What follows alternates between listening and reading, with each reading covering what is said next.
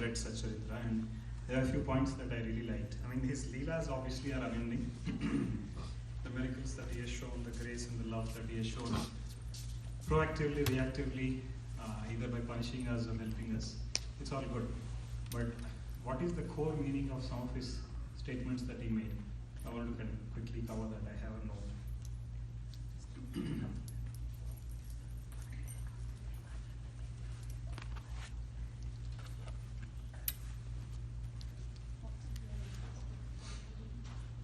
Okay, this is nice. So we spoke about surrender. I think we probably have covered everything already, but we'll see. He spoke about surrender, and he said, unless you surrender these types of things, surrender is not full. First is panchapranas. Second is panchendriyas, the five senses. Third is mind. Fourth is intellect. Fifth is ego. In that order, the sequence that we discussed, he's saying, surrender all these things to me, and then it is called a full surrender. That was the first aspect. Second aspect is, he spoke about the qualifications to realize God. I think, I believe that when he said God, he's talking to the Nirguna Brahma. Nirguna Brahma is somebody that does not have a form. Baba, as we know, has a form, but in reality, he may not have a form. He's beyond that, right? Like any other subgroup of that canon. Brahma, so the definition of Brahma is not just that three-headed gentleman who created this universe. It's not that.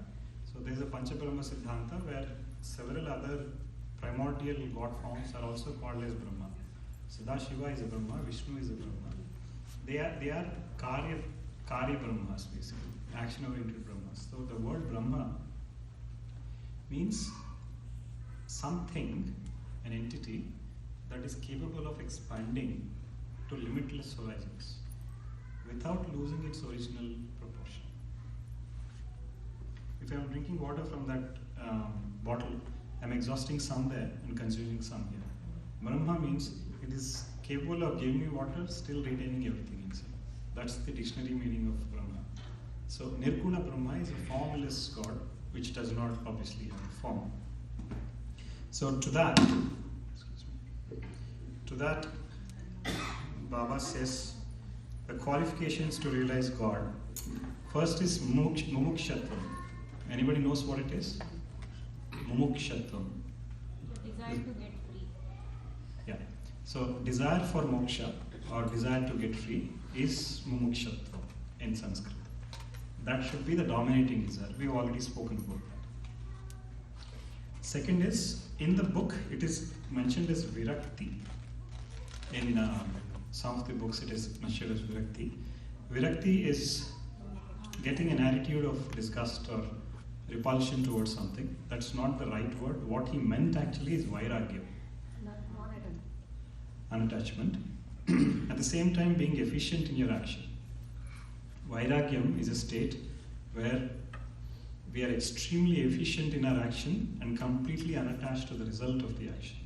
We take the result as a feedback and change our course of action and again put our effort. So if something is present in our life, we won't feel its presence. If something is absent in our life, we won't feel its absence. That is called vairagya. So Baba advocated vairagyam, not virakti. Right? So it's a beautiful state of being to be. And how do we get vairagyam? What is the first threshold of that? It's not the same as indifference though? No. Indifference is casualness or not being empathetic towards somebody's feelings or some situation. That is indifference. I don't care attitude. I mean, sometimes we get that IDK thing on WhatsApp. IDK apparently means yesterday I got to know I don't care. So it's not that. Vairagyam is completely, you are involved. It's not sannyasam, it's not escapism. You're in the middle of material life, but you're completely unattached to the result of it. And your happiness is completely in your hands, and nobody can dictate that to you. So you are essentially you are independent of the outcome of whatever happens. Independent of outcome of whatever happens. or doesn't happen. Doesn't happen. Okay. So you should have vairagyam towards what you have and what you don't have also. So we keep Karma. doing our karma, but not think about the result. But we keep doing the karma. That's the vairagya. Correct. Extremely efficient action. Yeah. Along with what you said, efficiency in action is also important. Okay.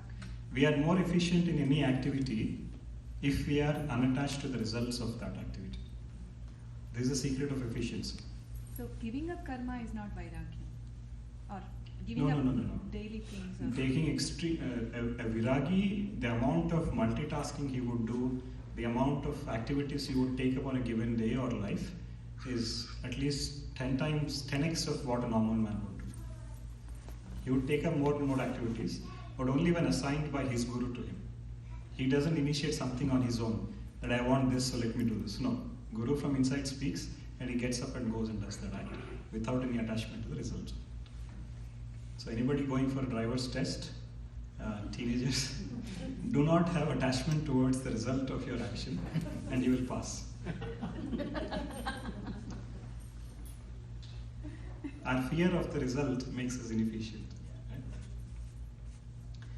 Antarmukhatvam is the third thing that Baba said is a qualification for realizing God. Antarmukhatvam is basically turning inward. What is turning inward? In the sequence of things that we spoke, after mind, buddhi, manas, buddhi, chittam, ahankaram, and then jivatma. So ahankara or ego is turned outside right now, and it is able to relate to only the material world, which is an input of the sensory perceptions. When that ego turns inward, right behind, 1 inch behind that is the jivatma and varma. So antarmukhatvam is important. And aspects of silence, maunam, sitting quiet, doing puja, trying to see Baba inside you, apart from outside, is antarmukhatvam. Do not attribute externalities to Baba at all. He's outside, plus, very importantly, is inside. That needs to be clearly understood, and these are his words, right?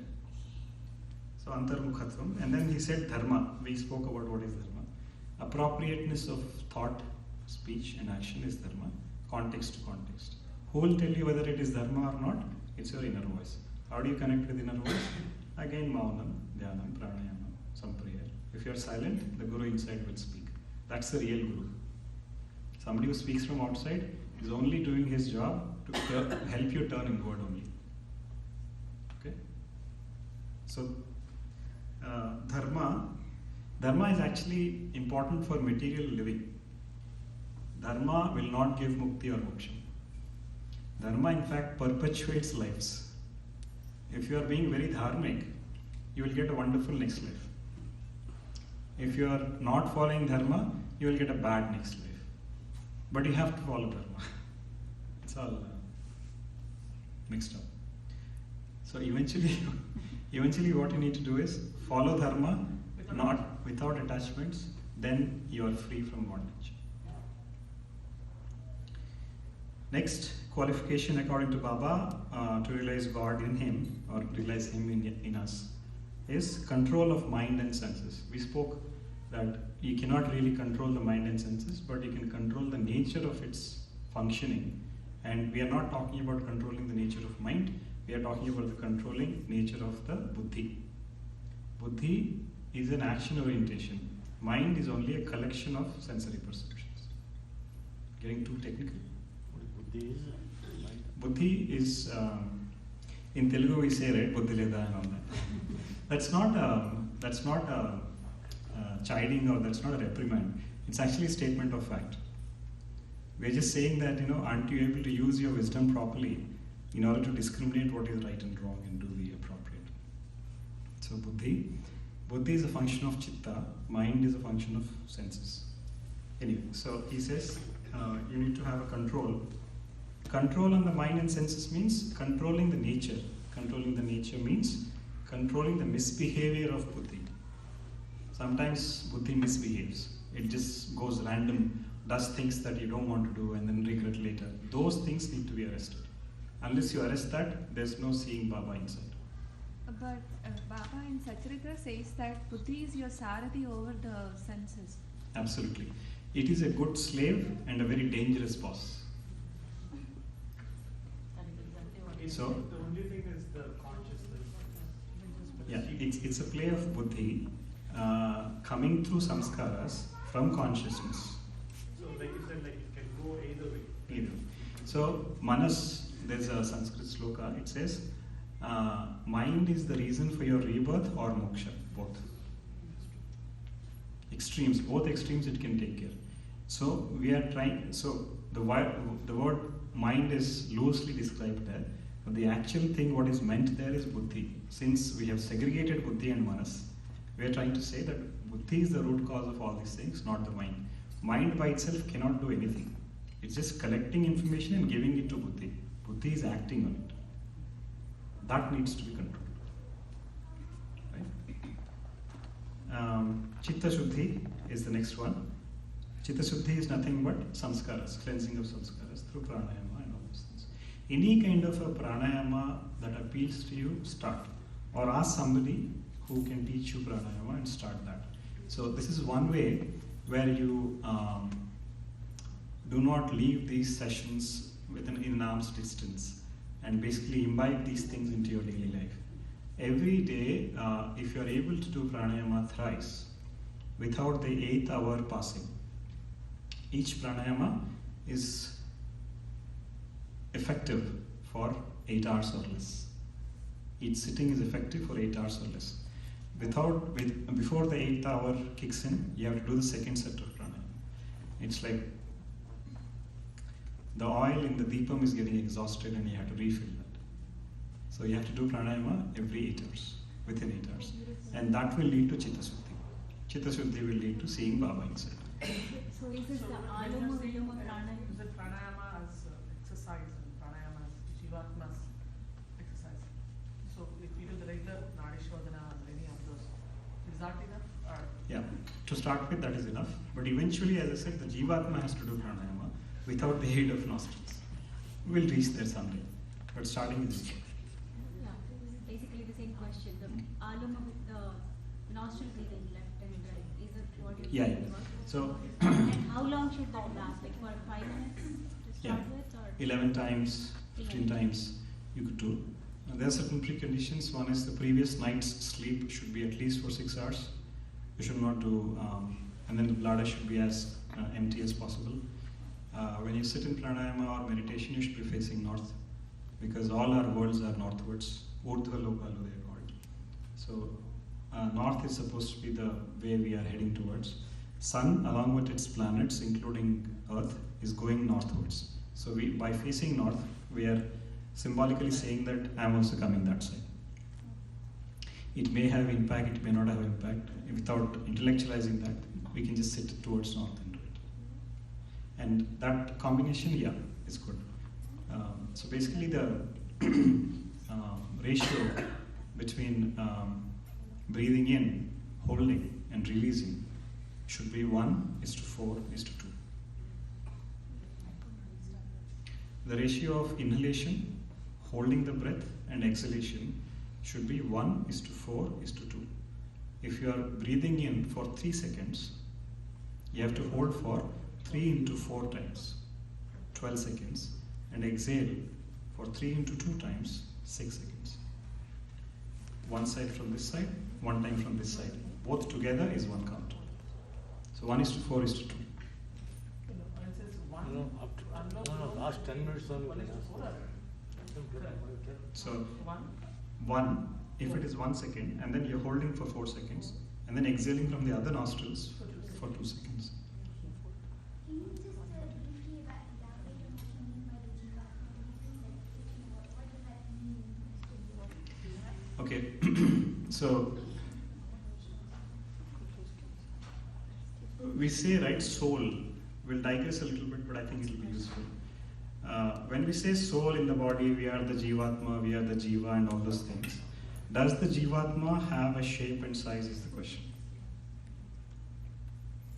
What is its form? Does it have a form? Is it just light form?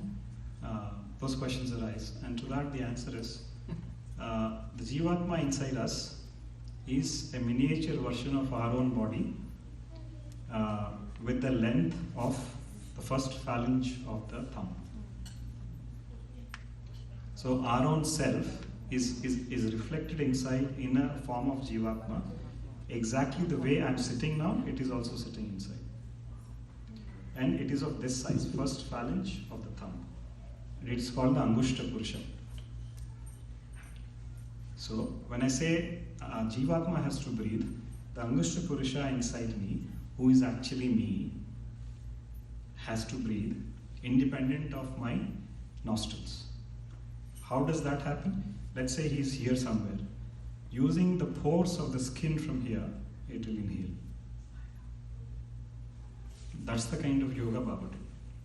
Baba did a yoga sadhana called Makhus. Anybody is aware of that? It's called Makhus. So in his tradition, it's written in such a letter. Maybe the name is not given out there. Where Guru would, no, that is different. That's cleansing and all that. The disciple is tied to a dried out well, facing down, with his legs tied with a rope and hanging there for 3 to 4 days. And after that, the Guru would come and check if he's still alive or not. And then there is a prakriya where it's very painful to hear our Guru going through that, but that's his sadhana. And then he's taken out and seen whether he's alive or not. If he's dead, that disciple is picked up the next lifetime. I'll see you next time is what he said. It's very if he's not dead, he'll see whether the Pancha Pranas are still holding him or not. He'll see to what extent it is holding. Few times that body is kicked near the waist to make sure that it is alive or not. And then once it comes to a stage of losing body consciousness, then Upadesha is done. Moksha Upadesha is done. Using that sadhana, that practice, he conquered the element of fire and all those things. That prakriya that Baba did is called Makhus. So, his Guru does it. sorry? He explains it as his Guru doing it on Baba. Correct. So that I was explaining the name of it. So his Guru does that, yeah, correct. Even great yogis, when they come as a formality, they appoint a Guru. Even Krishna had a Guru, not that he needed one, right? But it's for us to understand his teaching. Did that answer your question? So the Angushta Purusha, I had to use that word because that's the Jivatma that is inside. You have to relate yourself to the Angushta Purusha and not the gross body. You are not the gross body, you are the Jivatma inside you, in a body. So you have to identify the body in you instead of identifying yourself in the body. I'll leave you with that confusion. Yeah. So is Angushta Purusha is the one who goes with the causal body, jumps from Angushta Purusha is the subtle body. Yeah, once it leaves, again Garuda Purana, once it leaves the gross body, it slowly loses that shape after some time when his memories associated with the previous birth fade away. Till the memories are associated with his previous birth, it remains in that form. Slowly, when people who are left behind start to have peace with his death, and when he stops thinking about the bodily attachments, that memory is lingering on for some time. Once he loses, so Tarpanam and all is done so that the Angushta Purusha loses its form and goes to where it is supposed to go. When it is not done, there is a Pitradosha. That's how it happens. Example, is there any example of Angushta Purusha? Angushta Purusha inside you can change its body shape. If you meditate enough on Baba for a reasonable number of time in his physical appearance inside you, your Angushta Purusha, the way it is looking today, can take Baba's shape. That is Mukti. You are no longer identifying yourself with your body, but you are identifying yourself with Baba. Is there any example? Yes. Lord Hanuman lost his identification of his body and he saw himself as Rama. So when there are photos where it is shown where, in his heart center you have Rama and Sita and all those. So his Sangushta Purusha became them. That's the yogic secret. It is possible. Okay. Need for a guru has been mentioned in TSridhar. Do we need a guru at all to understand God? Yes. It is impossible to understand God if we try to figure out ourselves. It is possible to understand to the extent it is required for us if we have a Sadguru. And that is enough for our liberation. Because we are talking to somebody who has realized God in him. The question there is somebody who wants to realize God has chosen or is in the path of Guru. Sometimes the Guru might be form or he might be existing currently or he might not be existing. So what is the difference? Difference is on our assumption that Guru has a form. Guru does not have a form. We are talking to the Guru Tattva, and the embodiment of Guru Tattva is a physically available Baba. That physical body went away long ago, 100 years ago exactly, but he did not leave. He is all pervading, he is everywhere. When prayed to a body which has realized God in him, he will give his realization to us. When you ask Baba for a car, he will give a car. When you pray to Baba without asking anything, after you really do not have desires, he will give what he wants to give, and what he gives is knowledge of God. So all that we go and ask him and get is ignorance, what he gives is knowledge. Right? What is Jivatma, Paramatma difference? Paramatma, Jivatma. Jivatma is a reflection of Paramatma. It's like if there's a pot of water outside and if sun is reflecting in that pot, that is Jivatma, sun is Paramatma. It's just a reflection. Yeah, this is kind of a weird question, but the first time you explained the concept of Sadguru, somebody I thought of it as the Vasudev, Sadguru in South India, we hear about. You explained that Sadgurus come after they experience God so that they can be that sort of path. For example, what would happen to that particular Sadguru after he leaves his body? How does that process happen? Right. So he has a choice. If he's a Sadguru, he also has a Guru, whoever it is. Right? His rebirth is in the control of his Guru. If his Guru realizes that there is a need for humanity and you need to go back, he will go back. He's conquered his death long ago. I'm not talking about that gentleman, but I'm talking about the subject. Right?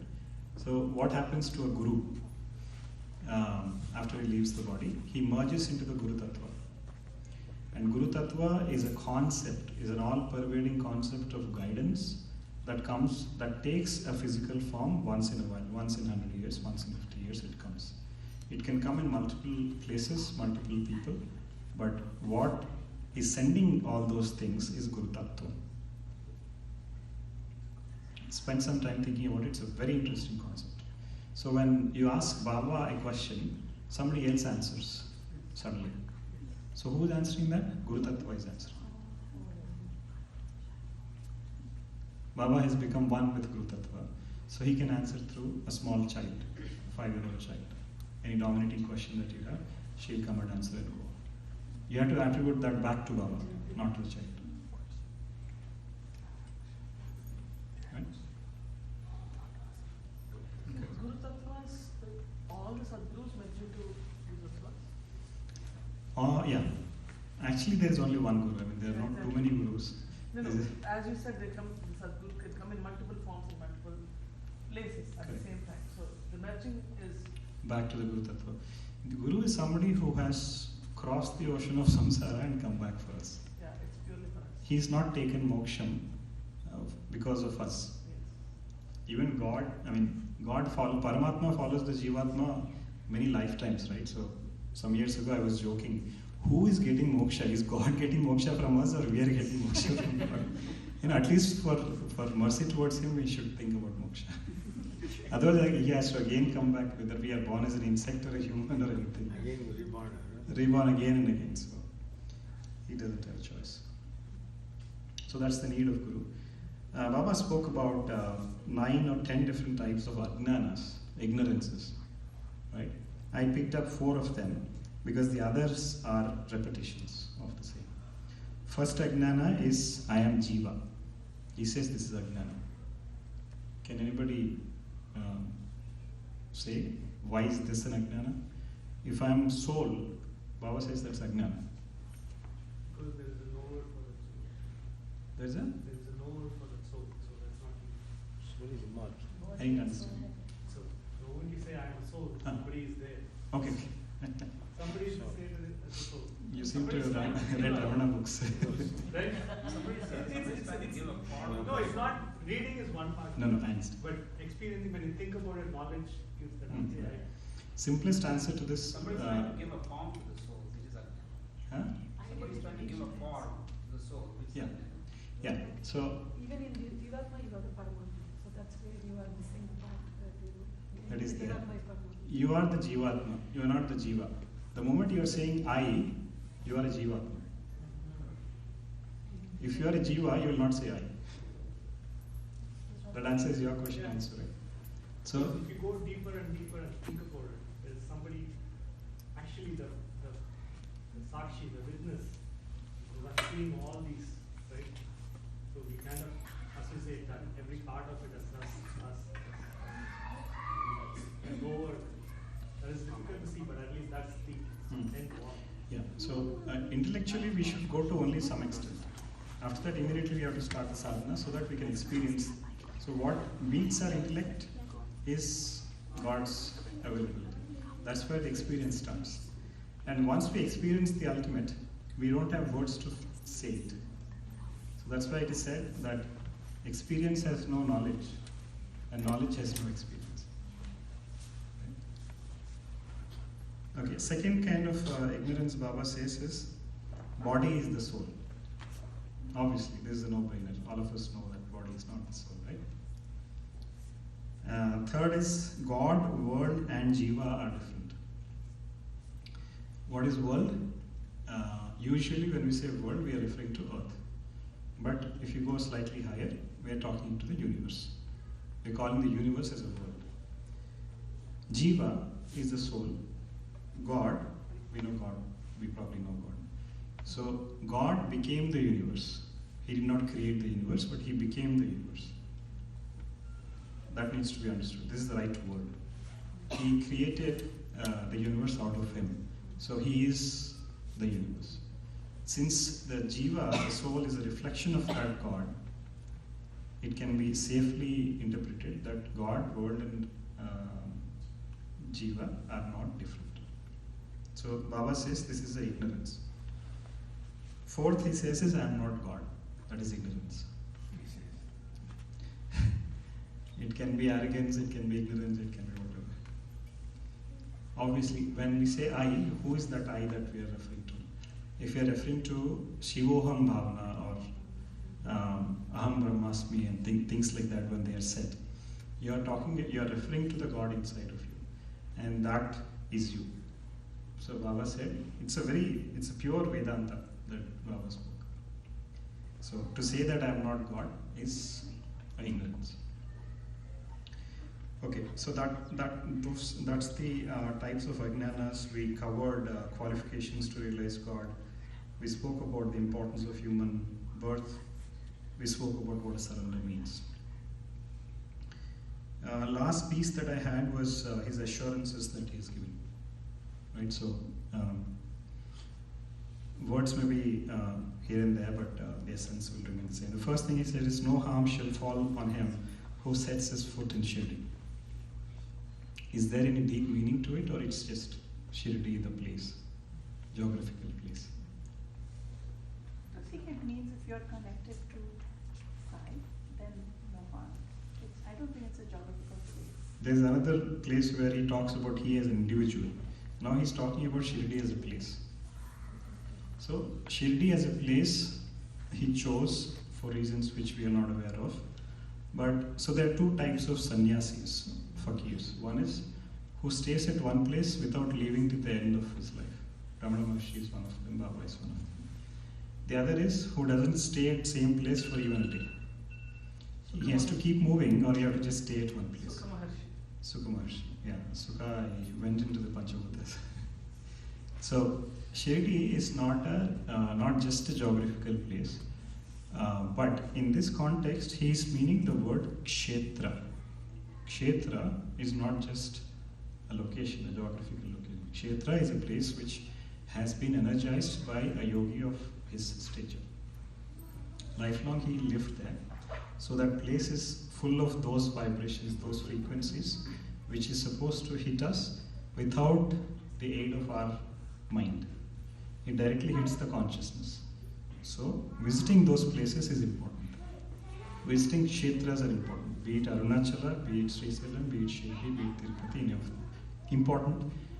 Whether we are mentally aware or not, there is change happening inside. Right? So he says, vibrations are there. It's difficult to give it a name, but since we use that word often, we can use that. No harm shall fall on him who sets his foot in Shirdi. No harm to whom? I mean, will we not get fever or cold next time? Or will we not fail in the examinations? He's talking about the Jivatma.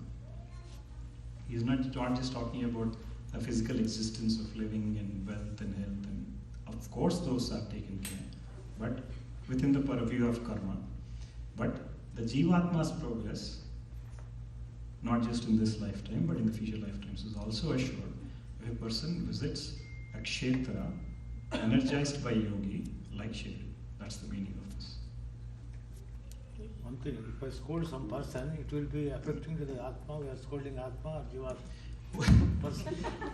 That's a good point, yeah. So who is experiencing it? Is it the mind? Is it the body? Is it the buddhi? Is it the Jivatma? It's the ego, ahankara, asmita.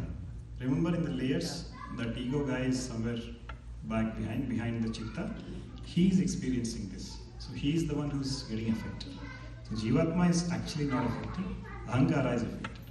So through pranayama, if you can subdue external influences, whatever the other person says, it will not affect you. That's why pranayama is useful, technically speaking. So by saying the harm, no harm done, what's the harm? Is it the Derailment from the path. Good question. He will not be derailed from the path. Yoga kshemam vahamyaham is this. So it doesn't matter about birth and birth. Doesn't matter. Okay. There's a progression. Maybe a 1-inch progress per lifetime, but that's still a But that progress. kshetra visit Visit will help. That's why even atheists, it is encouraged that you visit such places, because someday it will flicker in you. And that's the result of visiting that place as a child. So once in a while going to India is a good idea. Second one is he who comes to my samadhi, his sorrows and suffering shall end. This is beautifully worded because he doesn't talk about pain ending. He's talking about suffering ending. So pain is physical, suffering is emotional. You might go through pain, but he'll disconnect pain and suffering. That's what we spoke about, right? Earlier in the day. Sleepy? Don't remember. Time for Aarti. Okay, I'll quickly finish. Third is, though I be no more in flesh and blood, I shall ever protect my devotees. We know that he's a guru of that stature is not just embodied body like us. I mean, I have a body, he has a body. What is the difference? He's God and I'm not. He's realized the truth in that body and hence he's God. Right?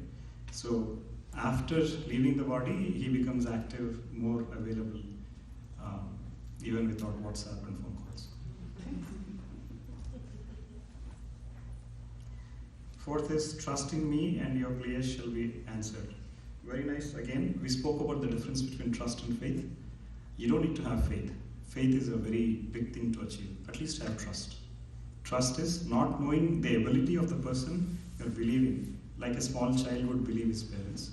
Faith is after knowing everything, you believe in that. Trust in me. He's not even saying faith.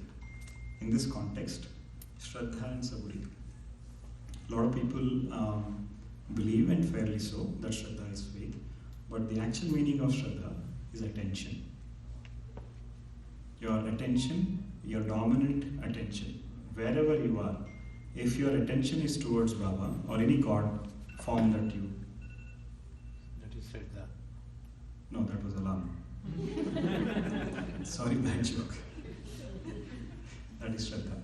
If you have an attention towards God form, in this case Baba, constant attention, whether you like him, whether you adore him, whether you dislike him, whether you are angry with him, any emotion that you have, make sure it is only on him. That's all he's asked for. Because none of the emotions are good enough to reach him. Because even in our love, there is selfishness. Even in our hatred, there is ignorance. So it's a Mishrama emotion that we have, mixed emotion that we have.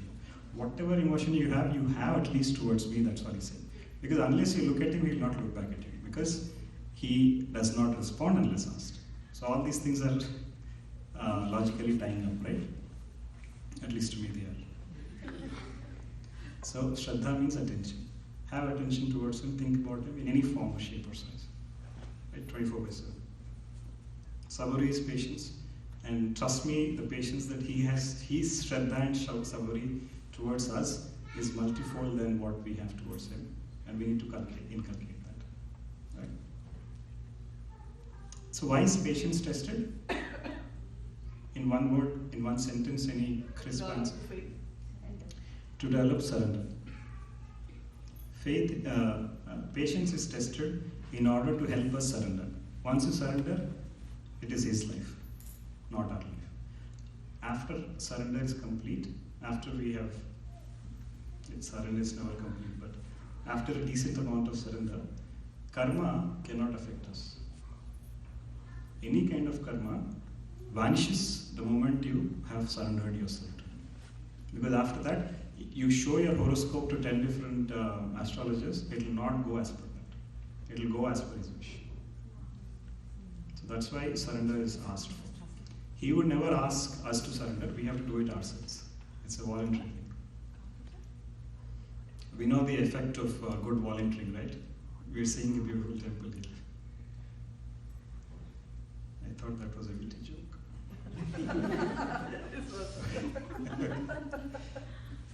Okay, next one he spoke about is, know that my spirit is immortal. He is immortal. His body may be just in a tomb, samadhi, but he is obviously immortal. Anything that is born has to die.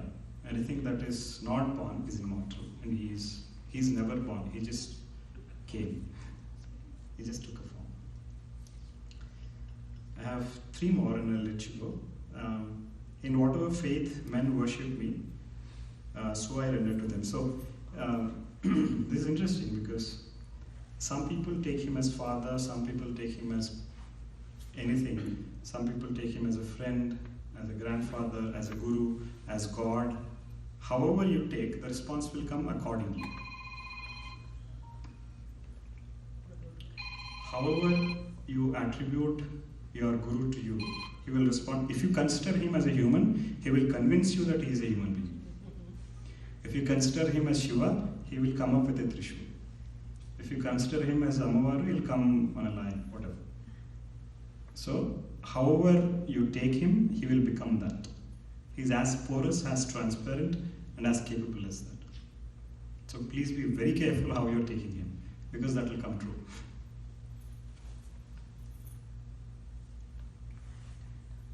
Knock and the door shall be opened. So what is door? It's a symbolism of saying that he'll start getting involved in your life. What is knock? Symbolism that you ask. Unless asked, he will not interfere. Ask and he will definitely interfere. Ask with trust and he will interfere. Last one. To whom who surrenders to me totally, I shall be indebted. This is how will he be indebted to us, right? Here, debt means the final deliverance of moksha. So all we need to do is have a desire for moksha and surrender that whatever path you give, I'll follow to the extent possible. And after that, it is his responsibility to deliver us to God. That's his last assurance. Assurance means it's a diktat. I mean, it's not a negotiable thing, right? He's just assuring. So, if it's so clearly mentioned, I think we can have a very comfortable and peaceful life. So that was about what I had as part of agenda from this TSridhar. I can take questions if anybody has any. So one question about Jivatma, when going away still keeps the form. Is it similar to the concept of Urvarukameva Vandana, that we not being attached to anybody's any relationships, that's the easier way to leave the form? So soul is always tied. Imagine these two pillars. Soul is in between, and it is tied. One is to Amritatvam, that is salvation, moksha. The other is to death, okay, or bondage. Temporarily, for a period of a lifetime, it is released from death and given a body. That is the time you need to pull off and conquer this pillar called death. Urvarika Mevantana means this, that temporarily for a period of time you are in a body, and this is the time for you to think about Mukti Moksha and get into some kind of a sadhana to the extent possible. So that when the release from the body happens, you don't go to this pillar again. You never die. You conquer it. Do you go back to that pillar? Every time you go back to the pillar after releasing the coming out of the body. When attained mukti, you never go. You go back to that pillar. Yeah, you're permanently in salvation. What is that concept of Mrityunjaya? That's the meaning of it. Mrityor Mukshi Namamrita, right? Namamrita.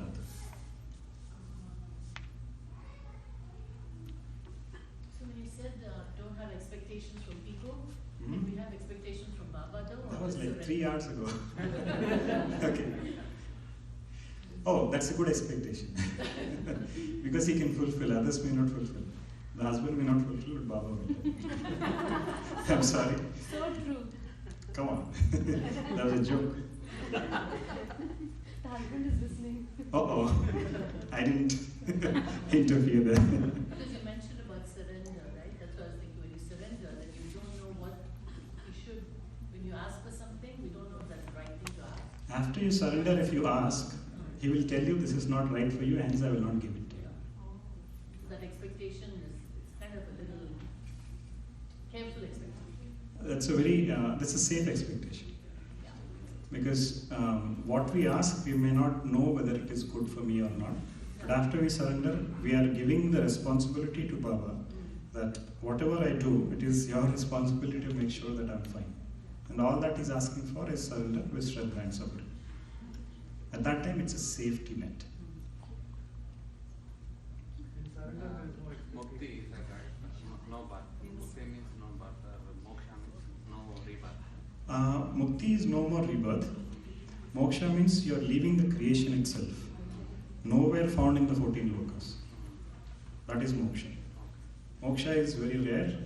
Mukti is reasonably rare. How many types of mukti a soul can get? Mukti is only one kind. You are not helplessly born because of karma or dues to others. You are not born. You can make a choice whether you want to come back or not. What is Sure. the state of jiva after in the mukti state? Happiness. You go to higher lokas. In those lokas, there are specific tasks given. There are somebody called set of people called sentient beings in those lokas. Sentient means they have senses and they have intelligence. Their task is clearly cut out. They don't have duality, and they know the exact sadhana they need to go up. So, a form of worship, let's say you like Shiva or Baba or anybody, those people there are available in flesh and blood. You can meet, interact with them after Mukti. So, a lot of good stuff basically. So 100 times of Manushyanandam is the starting of Mukti. still jiva has to have all. Still, Jiva has to cross all those all those lokas and finally merge into Sadashiva. But there is a possibility where, without going to higher lokas, you can leave the creation also. I don't want Mukti, I just want Moksha. If that is the dominating desire, that also will come. Though only 4 people got in the last 5,128 years. I just added one more year in the last 1 hour.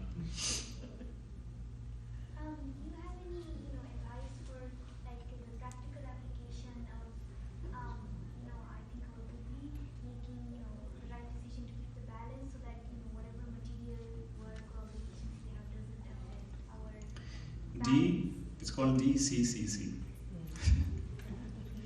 Okay, that's the practical application of spiritual knowledge, which takes care of your karma, takes care of expectations, takes care of relationships, and several other things. DCCC means do not condemn, do not criticize, do not complain.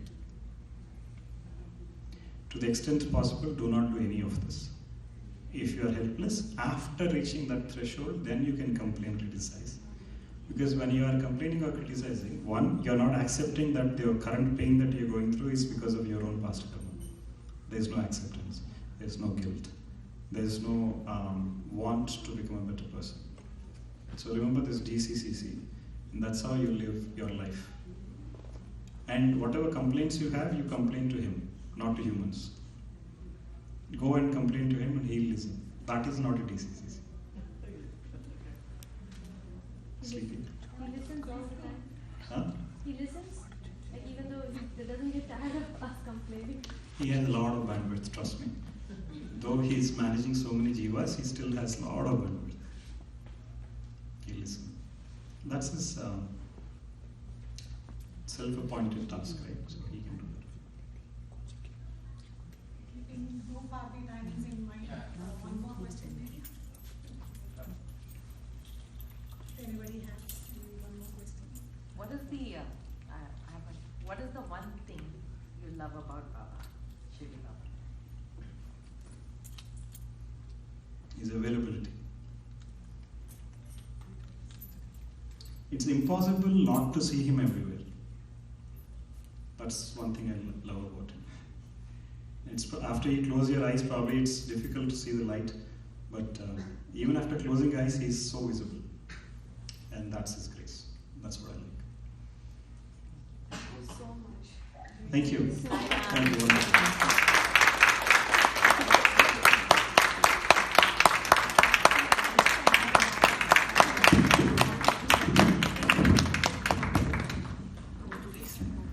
Thank you, Sridhar.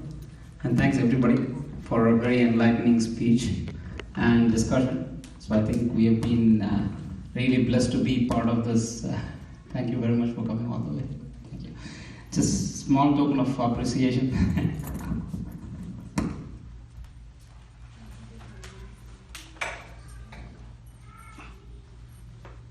Sridhar, come to front, sir. Come to front. No, you can in the middle. So this is a clear expression of ego, right? Gratification. That is Baba's blessing. It is what you put on him. He is giving it to you. That's a token of love.